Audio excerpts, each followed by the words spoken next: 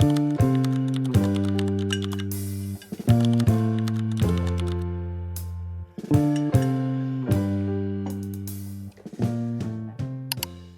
tout le monde, bienvenue sur Pensée Arborescente, bienvenue dans ce nouvel épisode de podcast / vidéo YouTube. J'espère que vous allez bien. Je vous retrouve pour un seul épisode au mois d'août. Un seul, oui. Parce que j'aime bien prendre des pauses sur ce mois-là. Et je vous retrouve avec un nouveau type d'épisode qui va devenir un peu une série sur le podcast. Bienvenue officiellement dans Business Lab, la série où je t'emmène dans tout ce que je construis, ou du moins essaye de construire. Aujourd'hui, pour ce tout premier épisode, on va parler du fait de naviguer le chaos entrepreneurial, des doutes, de l'auto-sabotage, et de tout ce que je peux vous donner à l'instant T de conseils, d'informations sur comment bien commencer son business. Surtout pour pas finir genre en burn-out. D'ailleurs, il faut vraiment que je recommence à me dire que je suis filmée et que je vais pas le monter à proprement parler parce que je suis en train de faire des pauses partout tout le temps, ça va pas du tout. Donc cet épisode est divisé en plusieurs parties. Comme d'habitude, vous savez, j'ai des notes. Parce qu'il faut pas déconner en fait, genre je vais pas faire genre et je vais pas faire genre. Donc on va parler des moments marquants de ce mois, des coups de ce mois, des petites victoires et de ce que j'ai appris et de ce que j'ai prévu pour le mois suivant ou les semaines suivantes.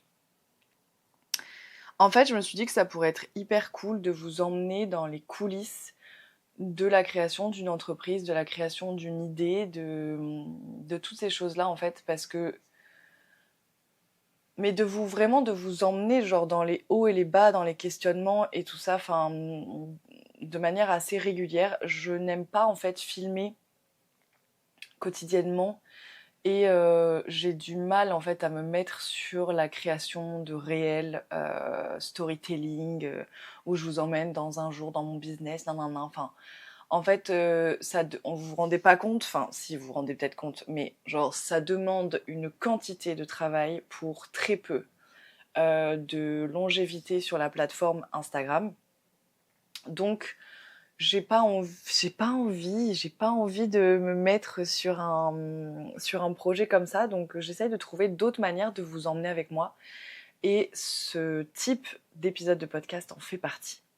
Comme toujours, évidemment, je vais essayer de vous apporter également des infos, des choses, pas faire les mêmes conneries que moi, par exemple, ou même peut-être que ça va vous faire vous sentir un peu moins seul dans cette entreprise qu'est l'entrepreneuriat, n'est-ce pas?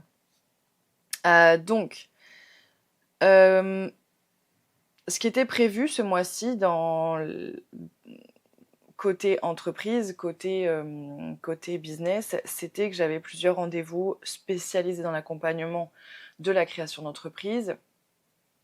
Il m'en reste un à l'heure actuelle la semaine prochaine, au moment où je tourne. Mais voilà, ça s'est plutôt bien passé. J'ai pas nécessairement appris grand-chose. Je les avais fait par acquis de conscience au cas où des choses avaient changé. Ça a été beaucoup tourné sur la micro-entreprise, mais je me rends de plus en plus compte que mon projet nécessitera peut-être une société. Même si ça me fait un peu flipper parce que la société, tu payes des impôts, enfin tu payes des cotisations et des impôts, peu importe si tu fais du chiffre d'affaires ou pas, et j'ai extrêmement peur et un énorme blocage sur le fait de réussir à vendre. On va en parler plus tard ou même dans d'autres épisodes parce que je m'en suis vraiment rendu compte seulement là. Donc voilà. Ensuite, il y a eu la reprise de la création de contenu. Ça s'est plutôt bien passé. Je suis contente. J'avais mis les bouchées doubles sur juillet et quelques contenus ont très bien fonctionné. Notamment celui sur l'endométriose qui a beaucoup parlé à beaucoup d'entre vous. Et je suis contente parce que au final, c'est un des sujets que j'aborde aussi beaucoup, le cycle féminin et la santé féminine, donc c'est agréable, voilà. Après, vous allez voir, ce réel a généré aussi quelque chose de pas prévu chez moi. Et ensuite, du coup, la troisième chose qui était prévue, que j'avais prévu de faire, c'était de boucler les contenus des coffrets naturaux sur lesquels je travaille. Donc, si tu ne le sais pas, je vais lancer un projet de coffrets naturopathiques qui vont venir en fait t'apporter des protocoles naturopathiques directement chez toi. C'est mon idée, voilà, j'espère que tu vas pas la voler. Le fait est que si tu veux toutes les infos et le mind game derrière toute cette idée, n'hésite pas à aller voir la dernière vidéo qui est sortie ou le dernier épisode de podcast qui est sorti, parce que je t'en parle en long, en large, en travers. Le fait est que je devais absolument boucler en fait le contenu de ces coffrets-là. C'est ce que j'ai fait. Sauf que, après coup, j'ai également fait un business plan. Et je me suis rendu compte que si je faisais payer les coffrets à vous, ce montant-là, vous n'allez pas les acheter parce que j'ai fait une étude de marché et la plupart des personnes ne veulent pas dépenser plus que 150 € pour le protocole de 3 mois. Comment vous dire qu'un protocole comme moi je l'imagine, avec la qualité que j'imagine, je suis arrivée à 80 € d'achat. Donc moi qui achète en entreprise, qui achète, je dois débourser 80 € pour un seul coffret. Donc 3 mois de protocole, ça veut dire 3 coffrets. Donc ça veut dire 240 € par protocole de ma poche. Donc je suis obligée de le vendre 30% plus cher, minimum, parce que 30% c'est seulement la marge que je suis censée me faire en achat-revente. Bref, il y avait un truc qui allait pas. Et ça, je m'en suis rendu compte grâce à l'étude de marché et au business plan, mais on va en parler plus tard. Le fait est que je ne considère pas boucler le contenu des coffrets comme une tâche effectuée parce que il faut que je le refasse. Il faut que je réussisse à trouver une manière de faire des coffrets pertinents qui fonctionnent et qui ont une bonne logique naturopathique en dessous de 30 € le coffret. Pour moi. Pour vous, il sera forcément plus cher parce qu'il y a un moment donné, il faut que je mange et c'est aussi des choses extrêmement qualitatives. Je pense que la plupart des personnes ne se rendent pas compte du prix que c'est quand tu achètes tout un protocole naturopathique au complet. Voilà, ça va de la tisane au complément alimentaire et aussi il y a toute une partie que vous devez faire en autonomie mais qui est guidée avec l'alimentation, le sport, la respiration, etc. Enfin bon bref, je vais pas vous faire tout en détail mais vous avez compris, je veux faire un truc qui soit hyper quali parce qu'en fait sinon ça marche pas. Et du coup les gens ils sont pas contents. Donc bref, tout ça voilà. Ce qui n'a pas été prévu par contre, c'était d'avoir plus de 90 réponses à mon questionnaire d'études de marché. Ça, je trouve ça hallucinant. Je suis extrêmement reconnaissante. D'ailleurs, l'étude de marché n'est pas terminée. Le mec qui m'a accompagnée m'a dit ouais, pour avoir vraiment un bon résultat, il faudrait au moins 300 réponses. Mais bon, vous faites pas d'idée, vous n'allez jamais y arriver. La plupart des entrepreneurs de votre stature, j'étais là en mode, qui es-tu? Genre, me parle pas comme ça. La plupart des entrepreneurs de votre stature n'atteignent même pas les 100 réponses. Et j'étais là en mode, let me show you. Du coup, j'ai envoyé un message à toutes les meufs sur Instagram, toutes les meufs. Et il y a eu des repartages, il y a eu vraiment un momentum autour de ce questionnaire et on arrive à 97, 98, là j'ai pas été voir. On arrive aux 100 réponses les gars. Donc si t'as pas répondu à ce questionnaire, je te le mets dans la barre d'infos sur YouTube et dans la description du podcast parce que j'ai absolument besoin de ta réponse. Au plus j'ai de data, au mieux je me porte. Et au plus je peux avoir vraiment une idée réelle du marché et de la place que je peux avoir sur le marché. Donc ça, c'est une chose. Ensuite, ce qui n'a pas été prévu non plus, c'était de douter de la validité de mon projet. En fait, le mec qui m'a un peu pris de haut, là, que je viens d'imiter, m'a dit que, en gros, si je faisais... Enfin, mon idée peut être la meilleure idée du monde. Et il a pas tort, je sais même pas pourquoi j'y ai pas pensé. Mon idée peut être la meilleure idée du monde, mais si je l'achète plus cher que ce que je la vends, ça ne sert à rien. Le fait est que là, j'allais pas l'acheter plus cher que ce que j'allais la vendre, mais il fallait que je valide le fait que les gens soient prêts à acheter, à dépenser ce que moi j'avais prévu qu'ils dépensent. Le fait est que c'est pas le cas. Voilà, voilà. Merci l'étude de marché. Et je pense que c'est un de mes premiers conseils pour vous, genre ne sous-estimez pas l'étude de marché. C'est-à-dire que tout part de là. Oui, vous avez une idée, mais avant même de vous lancer dans est-ce que cette idée, quel type d'entreprise, quel type de machin, allez voir d'abord si votre idée est validée par les gens. Parce que sinon, bah, vous allez travailler pour rien. Voilà. Donc, moi, j'ai douté de la validité de mon projet. Je doute encore un petit peu. Il faut que je précise énormément tout ce que j'ai déjà préfait. Le fait est que ça pourrait être rentable. C'est rentable au bout du 2e mois si je vends. Je veux dire, je ne suis pas en déficit. Le fait est que je ne peux pas me payer avant le milieu de la 2e année. Donc, il faut que, mais ça, je vais vous le dire après. Je suis en train de m'avancer là. Et après, je vais me répéter. Ensuite, oui, ce qui n'était pas prévu aussi, c'était la réaction que j'ai eue face au réel qui a extrêmement bien fonctionné. Donc l'endométriose, j'ai fait un réel là-dessus et sur la pilule. Et bon, au début, comme d'habitude, il a à peine 200 vues. Je vais m'endormir, je suis là en mode encore un réel qui va pas fonctionner, gna gna gna. Donc je suis un peu vénère et tout. Et puis en fait, lendemain matin, je me réveille. Et là, je vois 70 j'aime, 11 nouveaux abonnés.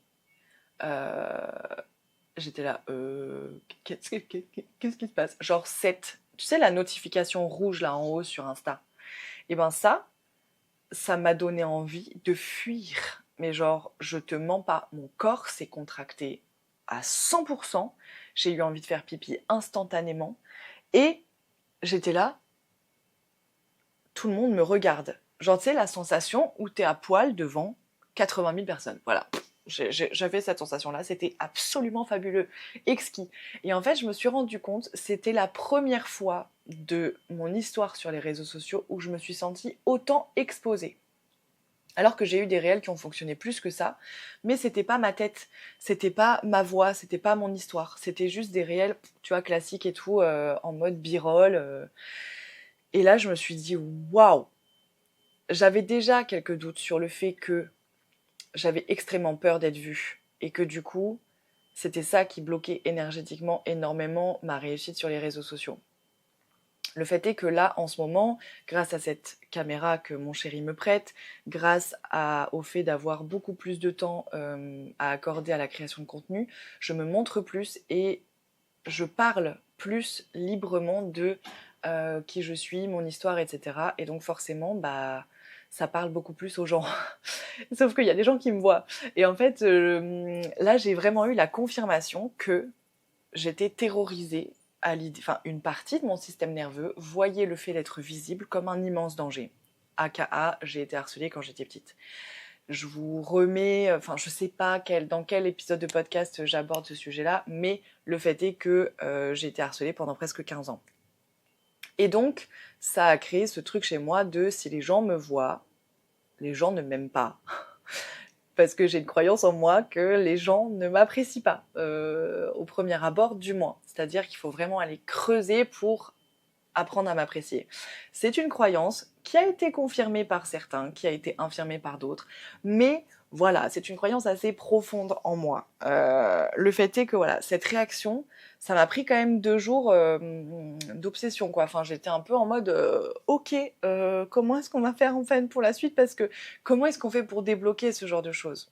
Si vous avez des conseils, n'hésitez pas à me les laisser en commentaire parce que vraiment, I need it. La dernière chose, c'est ce qui n'a pas été prévu aussi, parce que j'avais prévu de le faire en août, c'était de m'atteler au business plan et tout ce qui va être travail de CEO. Donc, ce que j'appelle travail de CEO, c'est le travail sur ton business.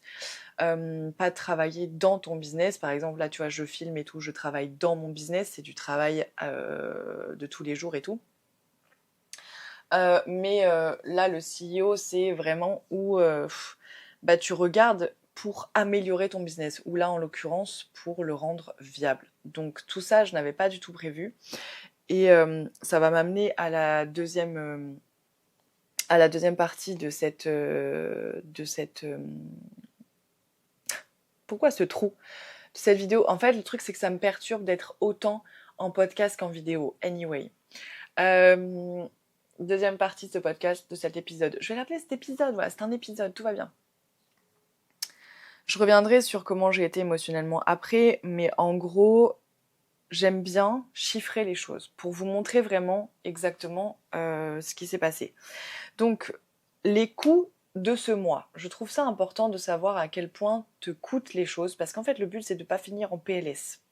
C'est pas de faire un deuxième burn-out, voilà. Donc, c'est important pour moi, en tout cas, de mesurer à quel point un mois me coûte en termes d'énergie, en termes d'heures de travail, en termes d'argent et en termes de sommeil. Donc, j'ai travaillé depuis le 21 juin, parce que je vous filme cette vidéo le 23 juillet. J'ai travaillé 57 heures, notées sur mon agenda. C'est-à-dire que il se peut qu'il y ait des choses que j'ai zappées. J'essaye au max, là, depuis que j'ai décidé de faire ce type d'épisode, d'être hyper précise quand je travaille sur mon business, même quand j'ai pas prévu de le faire. J'essaye de le noter au max sur mon agenda pour vraiment contrôler ce genre de choses. Je sais que là, par exemple, rien que cette semaine, je travaille à peu près 40 heures sur l'entreprise. Mais parce que je suis en mode obsession. Sur plusieurs choses, c'est-à-dire que je mange mon business, je dors mon business, je me réveille mon business, et je pense que dans la création d'une entreprise, il faut un peu tous en passer par là, je pense. Maintenant, c'est comment tu réagis à ça, c'est-à-dire que moi, du coup, j'ai augmenté mes heures de sommeil, j'ai réduit mes temps d'écran le soir, j'ai augmenté mes prises de magnésium, et j'ai augmenté aussi mes séances de sport et de mouvement, de respiration, etc. pour compenser un peu ce surplus de système nerveux, de système nerveux activé, et me permettre à mon corps de récupérer beaucoup plus. Ensuite, l'énergie en juillet, et c'est pour ça que j'ai changé les choses, c'est qu'elle était moyenne à basse. Genre, vraiment, j'ai eu pas mal de moments de fatigue. J'étais pas down, mais j'étais fatiguée. Après, je pense que voilà, il y a les immenses chaleurs qu'on a eues, réchauffement climatique, ça aussi, ça me pèse, j'en peux plus. Je me demande ce que la Terre va devenir, et tu vois, mine de rien, ça aussi, ça joue dans... Il y a forcément une dissociation qui doit être faite entre le moment où tu crées ton entreprise, où tu crées tout ça, où tu te projettes et tout, et au final, dans 5 ans, bah, ça se trouve, l'économie, elle s'est effondrée. Tu vois ce que je veux dire? Parce qu'en fait, il n'y a plus d'eau, parce que du coup, il fait trop chaud. Enfin, ça fait peur. Honnêtement, ça fait peur. Et je sais pas comment traiter cette information, à part en dissociant. Je sais pas. Ensuite, en termes de sommeil, comme je vous ai dit, j'ai réduit mes temps d'écran et augmenté les moments où, tu vois, je suis en mode sommeil, genre je suis en mode dans mon lit, soit en train de lire, soit en train de regarder le plafond. Parce qu'en fait, je me suis rendu compte que je réfléchissais beaucoup, j'avais beaucoup d'overthinking et j'avais beaucoup d'auto-sabotage également. En termes de sommeil, genre j'auto-sabotais énormément mon sommeil, c'est-à-dire que plusieurs fois j'ai été sur TikTok jusqu'à 3h du matin. Oui, ça m'arrive à moi aussi. Personne n'est parfait, ok.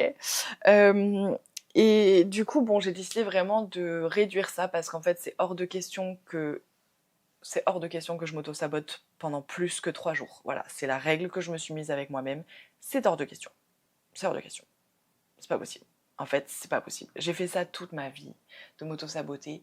Et là, je sais pourquoi je m'auto-sabote, c'est parce que j'ai peur de rater. J'ai peur d'être vue. Tout ça, c'est des peurs. La peur est une émotion, ce n'est pas quelque chose de réel. Et tout ça, c'est des choses que j'essaye de me répéter, mais de me répéter 3, 2, 1, 0. Parce que sinon, ça ne changera absolument jamais et j'en peux plus. En fait, cette année, j'ai l'impression d'être arrivée à un point de non-retour sur ma tolérance à la peur. C'est-à-dire que j'en ai marre que ma vie soit dirigée par la peur, consciemment ou inconsciemment. il est temps que ça change, guys. Il est temps que ça change. Donc, on y va petit à petit, mais on y va. Côté argent, ce mois-ci, businessment parlant, ça ne m'a rien coûté. Voilà. Je n'ai rien investi, je n'ai rien dépensé. Voilà, à part mon temps, rien. Émotionnellement, donc comme je vous ai dit, il y a eu beaucoup d'auto-sabotage. J'ai eu beaucoup de doutes et je me pose, il y a une partie de moi qui se pose réellement la question de si c'est une bonne idée de me lancer vraiment là-dedans, hein. Est-ce que genre le rapport risque potentiel bénéfice est bon et tout. Après il y a eu les grandes questions aussi, donc que faire si je fais pas ça. Ça c'est des choses vraiment reloues. De quoi est faite la vie si je travaille pas ou ne crée pas. À quoi ressemble ma vie. Est-ce que c'est possible d'avoir est-ce que c'est possible pour moi de trouver un autre travail? Encore une fois, si vous avez regardé les épisodes précédents, vous savez que j'ai aucune idée de ce que je pourrais faire d'autre. À part vraiment vivre au crochet d'un homme dans une... En fait, il y a une partie de moi qui a un peu envie d'être une tradwife, tu vois. Parce que franchement, c'est facile. Genre, en fait, comme je suis cancer, mais ascendant Capricorne, il y a le Capricorne qui est là en mode non, meuf, tu fais ton propre argent, nanana, t'es une business boss, gna gna gna gna gna. Puis t'as la cancer qui est là en mode non, mais stay at home, mom, it's fine. Genre, vraiment, I love it. Et du coup, voilà, je sais pas. Après, j'ai la chance d'avoir un chéri. Je veux dire, il y a à peine quelques mois, j'avais pas de chéri, donc ça rentrait même pas dans ma tête. J'étais en mode you gotta do what you gotta do. Mais le fait d'avoir un chéri apporte aussi beaucoup de paix à l'intérieur de mon cœur. Même si, bon voilà, j'ai pas envie d'être dépendante, tu vois. Et vraiment, il y a ce truc là tu vois, qui va pas bien dans moi. Mais je penche quand même beaucoup plus sur, j'ai pas envie d'être dépendante de quelqu'un. En tout cas, pas entièrement. Je veux pouvoir me retourner sur mes pieds au cas où ça merde, parce qu'en fait, dans ma vie, il y a eu plus de choses qui ont merdé que de choses qui ont fonctionné. Donc on sait jamais, genre, voilà. Et puis même, tu sais, d'un point de vue liberté personnelle, si moi-même, un jour, je veux partir, au moins j'ai cette liberté-là. Et puis, même si ça fonctionne, si la relation fonctionne et que voilà, au moins j'ai un petit truc à moi. Genre j'ai mon taf, j'ai mon machin, j'ai mon truc, tu vois. Et ça c'est quand même quelque chose qui est, je pense, indispensable pour la bienséance, genre avec toi, la bienséance, le bien-être avec toi, mais aussi dans ton couple. Anyway, on passe à la dernière, non pas du tout, à l'avant-dernière chose, c'est les petites victoires qui ne plaisent qu'à moi. Ça c'est un truc un peu égoïste, parce que je pense que c'est important, on le dit pas assez souvent, on n'en parle pas assez de ça, et surtout on les note pas assez. C'est-à-dire qu'on est là, oui j'ai fait ça, j'ai fait ça, j'ai fait ça, mais en fait, tu sais, il y a des choses où t'es fier à l'intérieur, mais c'est pas politiquement correct. Enfin, ça peut être politiquement correct, mais il y en a parfois, c'est pas politiquement correct. Genre, c'est juste, tu mets une couronne sur ta tête et t'es happy, tu vois. Genre, voilà. Et ça, c'est cette partie-là. Donc, je suis contente de l'évolution de mon contenu, qui est uniquement... J'ai l'impression d'être une nepo baby, c'est parce que du coup, genre, c'est seulement grâce à un homme que j'ai réussi à avoir la caméra, tu vois ce que je veux dire? Et en même temps, genre, ma première idée, c'était, je veux pas d'aide, je veux pas d'aide, je veux pas d'aide, je veux pas d'aide. Et puis, tu sais, il me regarde, il fait, mais t'es bête? Genre, juste dis oui. Enfin, et j'étais en mode, bah ouais. En vrai, oui. Je veux dire, moi, j'ai pas 3 000 € à mettre dans une caméra. Je n'ai pas ça. Et en même temps, j'ai eu mes 5, 10, ouais, à peu près une petite dizaine de retours de votre part qui me disaient que vraiment ça leur sautait aux yeux, en fait, le changement de qualité de mon contenu. Et ça me fait plaisir parce que je travaille dur, même si j'ai cette caméra gratuitement. Ok? Je travaille quand même extrêmement dur pour pouvoir rendre le contenu beau, mais aussi intéressant. Voilà, je vais pas me jeter des fleurs, mais en tout cas, c'était une petite victoire et j'ai kiffé. Ensuite, ça c'est un truc pas politiquement, enfin c'est pas politiquement correct. J'ai été fière et contente de ne rien apprendre de nouveau dans tous les stages et les ateliers que j'ai fait ce mois-ci. Parce que j'étais là en mode I know that shit. Genre, j'ai l'impression. En fait, c'est comme si ça avait validé le fait que j'étais légitime d'être entrepreneur parce que bah, je connais ce milieu. J'ai jamais réussi vraiment à en vivre, mais je connais l'administratif de ce milieu, tu vois, les petites ficelles pour rendre un maximum. Enfin voilà, il y avait cette comparaison entre des gens qui n'y connaissaient rien et moi, et j'étais là en mode, c'est pas politiquement correct, mais moi je suis contente, ok? J'ai l'impression d'être une chouette personne et de connaître des stuff. Et je suis désolée, de temps en temps, ça fait du bien d'être fière de soi. Ok? Ensuite, les 90 réponses au questionnaire.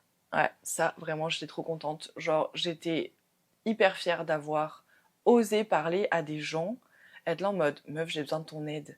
Et ça, c'est un truc, genre, j'ai grave de mal à le faire parce que je suis là en mode, il faut que je fasse tout seul. Ouais, sauf que répondre à un questionnaire, tu peux pas le faire tout seul, je veux dire, ça sert à rien. Du coup, ça, j'étais vraiment hyper contente. Ça m'a vraiment portée pendant plusieurs jours. Je me suis dit, ah, mais en fait, j'ai une communauté. Et du coup, ça me fait bizarre parce que je suis très individualiste comme personne et je suis persuadée que si je réussis pas seule, je ne réussis pas. Genre, ma réussite n'a pas de valeur. C'est une croyance. Attention, ce n'est pas la réalité. Mais, enfin, c'est pas un truc que je pense en mode valeur, tu vois, pas du tout. C'est vraiment une croyance. Et du coup, bah, ça m'a montré que, bah, il n'y a rien de mal d'aider, il n'y a rien de mal d'être aidé, il n'y a rien de mal dans le fait d'être aidé. Et surtout, on va beaucoup plus loin à plusieurs, quoi, tout simplement. C'est un peu débile, mais en fait, ça m'a fait du bien. Ça a nourri un truc en moi qui était un peu persuadé que personne allait répondre. Tu vois ce que je veux dire? Donc ça, c'était chouette. Et la dernière chose, c'est tout de même adapter mon planning et finir tout en temps et en heure. Parce que quand je vous parlais de chaos entrepreneurial, c'est beaucoup ça. C'est-à-dire que j'ai l'impression que, tu sais, je suis hypersensible et tout. Donc en fait, il y a des jours, j'anticipe pas. Je peux pas anticiper mon humeur. Et donc il y a des jours où je suis là en mode on top of the pop et je te travaille genre 10 heures par jour. Et il y a des jours où genre j'arrive pas à sortir de mon canapé. Et du coup, malgré ça, je réussis à m'adapter, à organiser les choses pour rester on track. Donc ça, c'est une fierté pour moi. On passe ensuite à ce que j'ai appris. Donc la blessure d'être vue. Je dois vraiment trouver un moyen de réguler mon système nerveux et de le reprogrammer, etc. par rapport à ça. Mais la leçon que j'aimerais te partager par rapport à ça, c'est que l'entrepreneuriat va forcément faire remonter des blessures émotionnelles. Donc continue à bosser sur toi, ne prends pas cette blessure comme un signe que tu dois arrêter ou que tu n'es pas faite pour ça. Ça, c'est un truc hyper important, je pense. Parce que moi, je me le dis souvent. Je suis en mode, ah, mais peut-être que je suis pas faite pour ça et tout. Alors qu'en fait, non, c'est juste que t'as un circuit dans ton cerveau qui est branché d'une manière qui fait que bah ça, c'est un peu plus dur pour toi. Voilà. La deuxième chose que j'ai appris, c'est que ma routine est la chose la plus importante pour tout dans ma vie. Voilà. Et je croyais que c'était juste... Ah oui, c'est ça le truc, c'est que je pensais que juste la routine m'aidait, moi, d'un point de vue relationnel, de ne pas me perdre dans la relation et, à la limite, un peu de prendre soin de moi, du temps pour moi, tu vois. En fait, non. Pas que. Vraiment pour tout. Et donc ça, c'est un truc vraiment que j'aimerais te partager si tu es au début d'un truc entrepreneurial, d'un projet, que tu travailles un peu là-dessus et tout. Ne sacrifie pas ta routine au profit de ton obsession. Parce qu'on va tous arriver sur un passage où on est un peu obsédé par notre truc et on se rend pas compte, mais il est 23h30 et on est toujours en train de réfléchir aux chiffres, aux produits, à la stratégie de com, etc. etc. Franchement, fais ton obsession entre 9 et 19. c'est très bien. Mais surtout, garde ta routine. Garde ta routine. Même si tu fais que penser au truc et que tu dois te noter des petites notes pour ne pas oublier ton idée, machin et tout, force-toi à garder ta routine, ça va littéralement sauver ton système nerveux, vraiment. La troisième chose, c'est l'importance du business plan et de valider ton projet. Je t'en ai déjà parlé, donc je ne vais pas revenir dessus. Le fait est que, tu sais, on te parle souvent dans l'entrepreneuriat que le mindset, c'est 80% de ta réussite. Oui, mais si ton idée, elle n'est pas validée, on s'en bat les couilles. Genre, vraiment, t'as pas besoin d'avoir... Enfin, du coup, valide ton idée d'abord. Valide ton idée, valide la rentabilité de ton projet. C'est, je pense, plus important encore que le mindset. Ensuite, la quatrième chose, c'est... Bah, en fait, je vais pas vous la dire parce que je comprends pas pourquoi je l'ai mise là. Vraiment. Mais bon, c'est comme ça. En fait, c'est pas du tout une leçon, quoi. Donc, pour le mois suivant, mois prochain, alors le prochain épisode de Business Lab sera début octobre. Donc, en réalité, il y a 2 mois entre les deux. Cependant,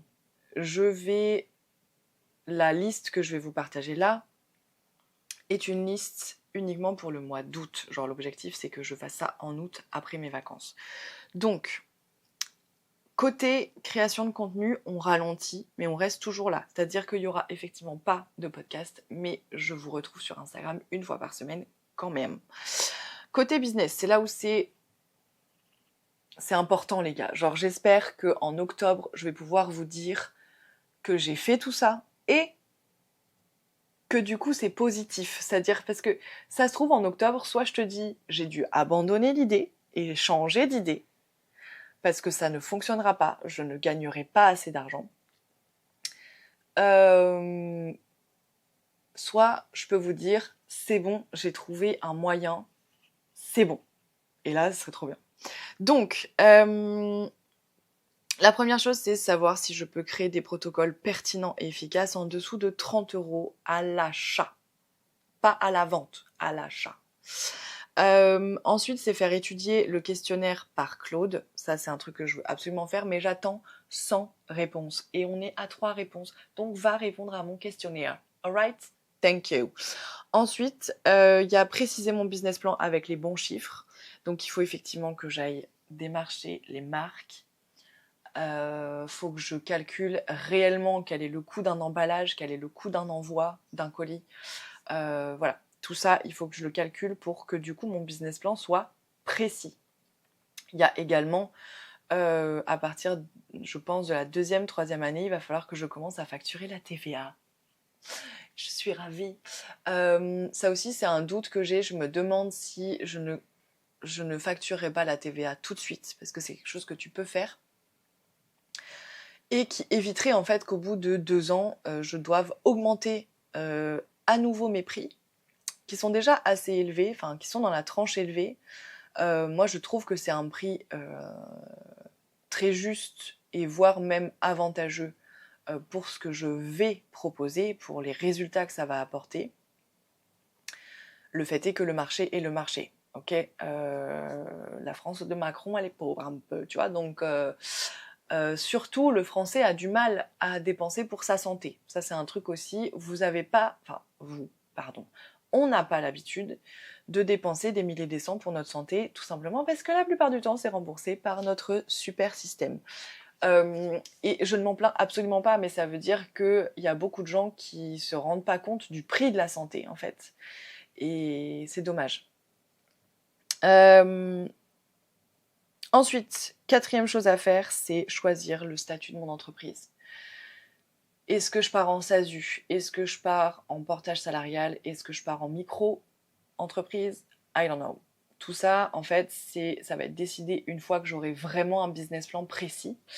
Parce qu'en micro, c'est bien un certain temps. Dans tous les cas, je sais qu'à un moment donné, si l'entreprise fonctionne et que je fais des bonnes ventes, il va falloir que je passe en société.